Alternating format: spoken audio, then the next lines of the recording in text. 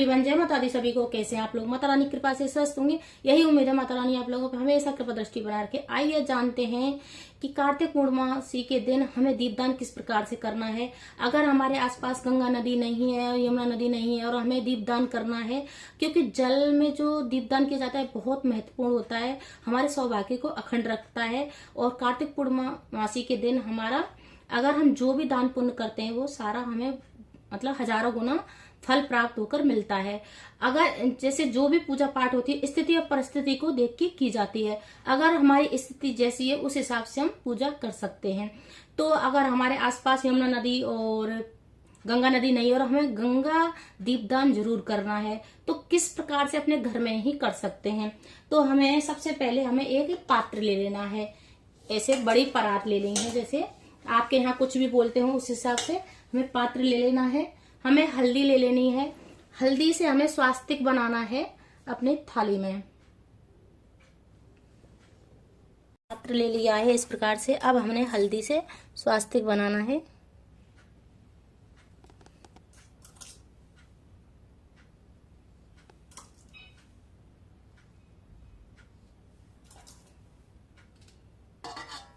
ऐसे स्वास्तिक बना लेना है।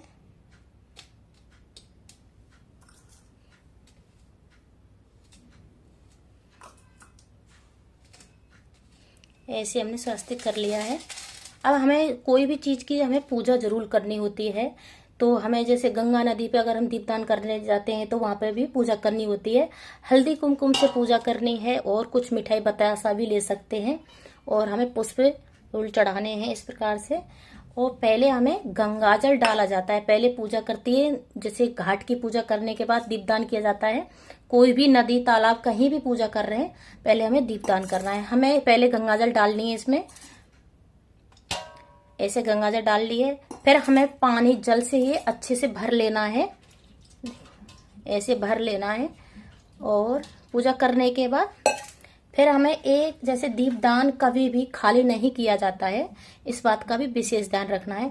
तो दीपदान जैसे आसन दिया जाता है या चावल का, जैसे नदी में जो पत्ता ही लेते हैं तो जैसे उस पे पत्ते पे हम अगर दीपदान आटे का करते हैं तो वो हल्का रहता है, और जो मिट्टी का करते हैं थोड़ा वो भारी रहता है। ऐसे दीपदान किया जाता है। और हमें दीपों की भी पूजा कर लेनी है और पुष्प अर्पण करने हैं। बिना पुष्प के पूजा नहीं होती। पुष्प का भी आसन दे सकते हैं। इस प्रकार से हमें दीपदान कर लेना है। और जैसे दीपदान जल में 11 भी कर सकते हैं, 5 भी कर सकते हैं, जैसे जिसकी जैसी सामर्थ्य उस हिसाब से किया जाता है। पर जो गंगा नदी में दीपदान अपने घर में भी कर सकते हैं, क्योंकि जो भी पूजा होती है हमारी स्थिति और परिस्थिति को देखकर ही की जाती है हमेशा। तो सबसे मेन चीज है, इस प्रकार से हमें पूजा कर लेनी है। दीपों को भी पहले पूजा कर लेनी है। और फिर जैसे हम दीपदान करते हैं जल भी छिड़काव होता है। जो हमारे मन में जो कामना होती है उसके लिए दीपदान किया जाता है। और बिना जल के छिड़काव के कभी भी दीपदान नहीं करना चाहिए। तो हमने जब दीपदान किया है तो हमें ऐसे जल का छिड़काव दे देना है। और जो भी हमारी मन में जो कामना है उसको मन ही मन बोलते हुए हमारी कामना को पूरी करने के लिए बोला जाता है। इस प्रकार से अपने घर में ही दीपदान कर सकते हैं। अगर मेरी वीडियो अच्छी लगे तो लाइक करें, शेयर करें, कमेंट करें, सब्सक्राइब करें और हर हर महादेव कमेंट में लिखें। गंगा दीपदान सबसे महत्वपूर्ण दीपदान होता है और सबसे सरल होता है।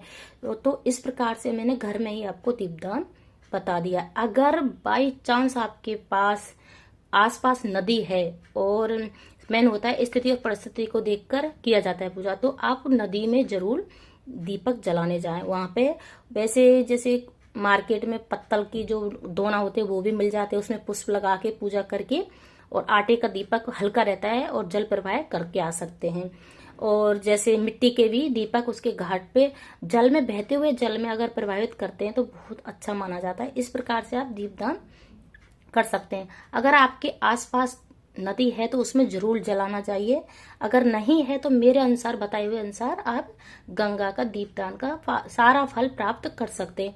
अगर आपको मेरी वीडियो अच्छी लग रही हो तो ज्यादा से ज्यादा शेयर जरूर करें। जय माता दी सभी को।